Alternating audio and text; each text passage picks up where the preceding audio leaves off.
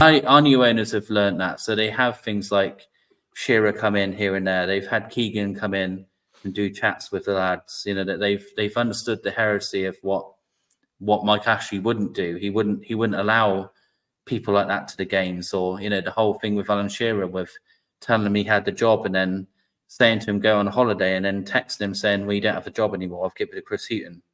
Right. just nonsense like that, where, you know, we've gone from that to a new ownership who do understand that.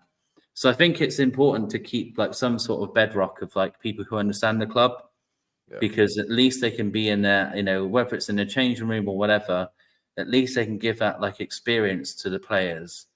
So I think it's important to keep the right people at the club, but get rid of the people who, you know, aren't going to help the project. Yeah, Manquillo is one of them. 5 years down the line, Jeff Hendrick's not going to be helping the project. Yeah. You know, what about this Isaac Hayden kid that just is back? I mean, you know, he's probably not going to stay back long, but no, I think our plan is to loan him straight back out to I think that I've heard some rumours of Sheffield United interested in him potentially, but again, like some Championship squads have been looking at him. He does 2 years on his contract. You're right, Terry. He does, and it's this is what I mean. We're just you know, this is where we're spending money when we don't need to. It's just such a frustration of 3 years later, are we still suffering from Mike Ashley?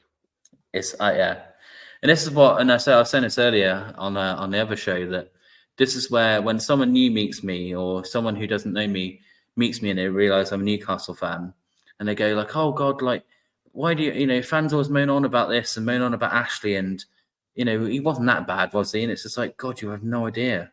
You have no idea what this guy did to our club.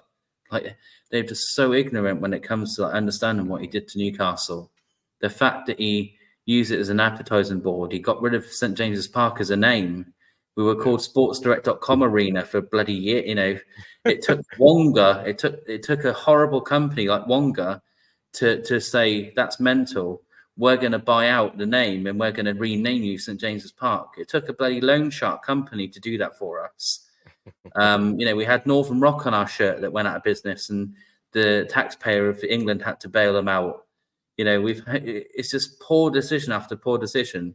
I don't know how many people on this show know this, but Mike Ashley actually had the meeting with the Man City owners. I don't know if you've heard this story. No. So they actually came to see us about taking us over before they took over Man City.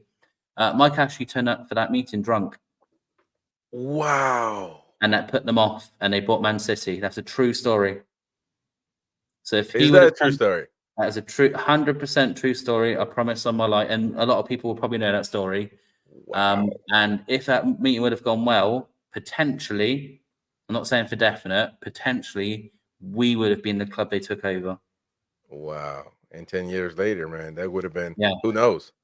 Yeah. Wow, man. That crazy, is right? crazy.